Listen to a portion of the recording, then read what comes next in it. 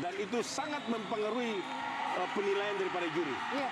Ya, ini dia kembali kita lihat pemirsa bagaimana di tribun kehormatan Hanifan menghampiri tokoh-tokoh bangsa ini. Ada Pak Presiden. Kita lihat pemirsa. Luar biasa. Luar biasa. Luar biasa. Hanifan menyatukan. Karena medali Hanifan emas. menyatukan. Bapak Joko Widodo dan juga Bapak Prabowo bisa berangkulan Hanifan ya. menyatukan keduanya. Luar biasa. Ini Luar adalah biasa. momen yang sangat-sangat indah. Itu tadi momen dari pencaksilat yang di Asian Games di mana menyita perhatian banyak orang yang dilakukan pesilat Hanifan Yudani Kusuma yang sudah hadir bersama kami saat ini. Kita sambut Hanifan Yudani Kusuma dan juga Pipit Kamelia. Selamat datang di Q&A. Silakan Hanifan, Pipit langsung menempati kursi narasumber. Silakan menempati Momen kursi yang tadi kita pelaminan. lihat itu memang bisa dikatakan momen yang mengademkan bangsa lah gitu. Di saat kita lagi mau pemilu presiden, di situ Hanifan berhasil memeluk dua-duanya dan ketika saya wawancara Hanifan waktu itu, kata-kata Hanifan untuk mereka berdua apa pada saat itu? Indonesia satu. Indonesia satu. Gitu pesannya. Tuh yang melotot tuh udah melotot. Mbak Tejo udah melotot. Silakan Kang Maman. Enggak, saya cuma ingin nanya ke Hanifan. Ini diskenariokan atau murni betul baru terjadi dan terpikirkan setelah di atas panggung? Ini secara spontan aja, Pak. Secara spontan aja karena saking bangganya dilihat dan ditonton oleh tokoh-tokoh Indonesia yang luar biasa. Walaupun tahu sebelumnya bahwa mereka berdua ini musuhan di media sosial. Nah disitulah mungkin anugerah dari Allah suruh mempersatukan mereka lewat pencak silat.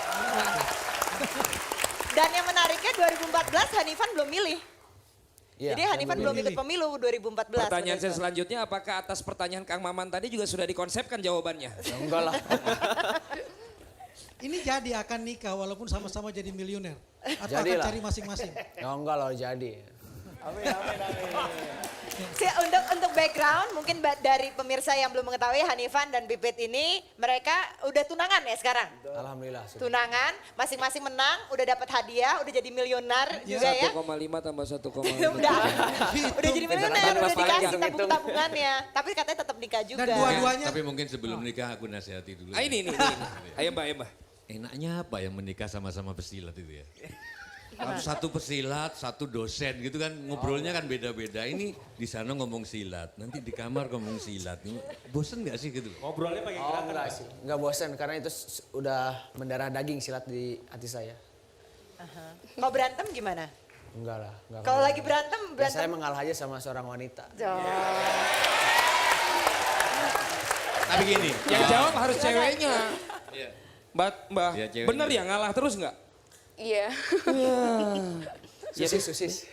Ya kalau semua orang waktu itu sibuk kan, semua orang di sosmed bahwa Hanifan mempersatukan kita. Bagi saya enggak, Hanifan enggak mempersatukan kita. Kenapa? Jasa terbesar Hanifan adalah mengingatkan kembali bahwa kita itu sejatinya satu. Mbak Tejo kalau live beda ya gaya ngomongnya. Kalau live ya bijak sekali dia. Enggak, tapi gini Hanifan, aku pengen tanya ke kamu sama istrimu apa? Tunangan. Mudah-mudahan tunangan. Ini kan doa. Oh iya, amin. Amin. Tapi ingat ya, menikah adalah nasib, mencintai adalah takdir. Kau bisa berencana menikah dengan dia, tapi nggak bisa kau rencanakan cintamu untuk siapa. Bingung. Udah Mbak, bingung Mbak, bingung. Bingung loh Mbak. Bingung loh semuanya. Jurus silat tertinggi itu apa? Jurus tertinggi apa? Mungkin juga untuk pelatih. Aku nggak tahu. Dulu saya ikut sekali-sekali, tapi Iya, apa sih Yang tertinggi silat dari yang Jurus tertinggi? silat paling tertinggi menurut saya adalah saling menghargai satu sama lain. Itu yang diajarkan oleh pencak silat. Itu berarti nilainya dong, nilai dari pencak silat itu adalah menghormati satu sama lain.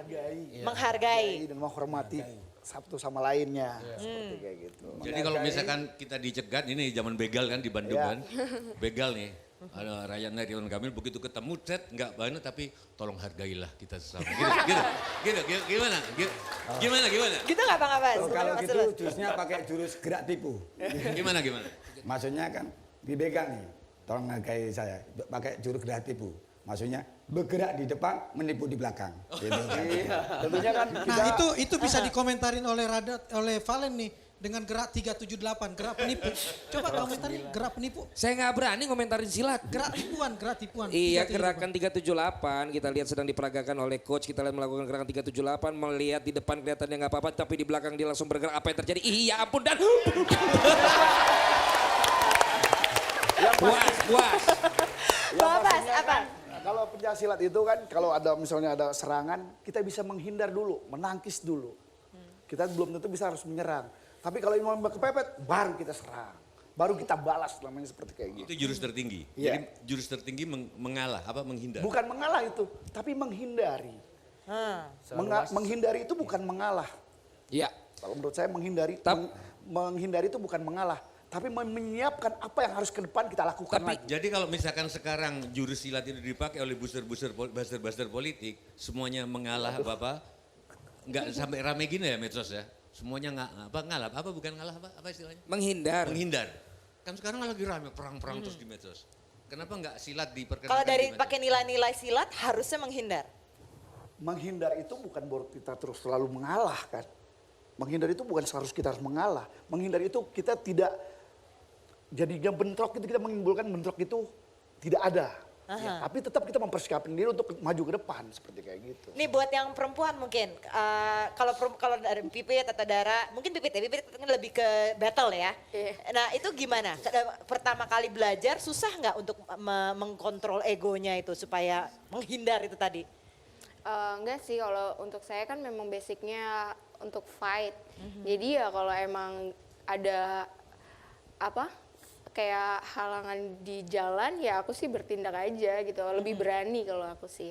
Pernah nggak sampai digunain silatnya itu di jalan? Belum pernah alhamdulillah. Dara? Belum sih. Belum pernah, jangan sampai ya kalau gitu ya. Jangan Mungkin sampai. udah tahu silat. Pipit, filosofinya silat katanya menghindar kan? Kok kamu nggak bisa menghindar dari Hanifan sih? Itu menghindar yang paling sulit, Cie. Kalau buat semua nih, karena kan akhirnya sekarang bisa dibilang yang benar-benar dianggap ini kelihatannya menjadi momen, menjadi simbol mempersatukan bangsa ini kan dari cabang pencaksilat dengan semua emas yang diraih, juga ketua silatnya kita tahu dengan presiden kita kan nanti dalam tanda kutip akan berjumpa di tahun depan begitu ya, ini membuat jadi menarik begitu. Terbayang gak sih atau juga ada gak sih yang memang bisa disampaikan bahwa memang silat ini juga memang secara nanti politik menjadi sebuah momen atau filosofi yang bisa dipakai tadi kayak kata Mbak Tejo tadi, kalau memang ini dipakai dalam perpolitikan juga ternyata ini bisa menjadi sesuatu yang baik buat negara ini. Karena ini sekarang sudah terlanjur seperti itu, silat mempersatukan bangsa gara-gara si Hansa Muyama KW ini ya kalau kita ngomong di bola ya. Maaf ya Bang, mabang. Ada siapa yang mau mewakili? Silakan Mas. Ya Coach. Betul, dari sebelum kami bertempur di Asian Games, kebetulan kami datang di Ketua Umum ke rumah Bapak Prabowo. Ya.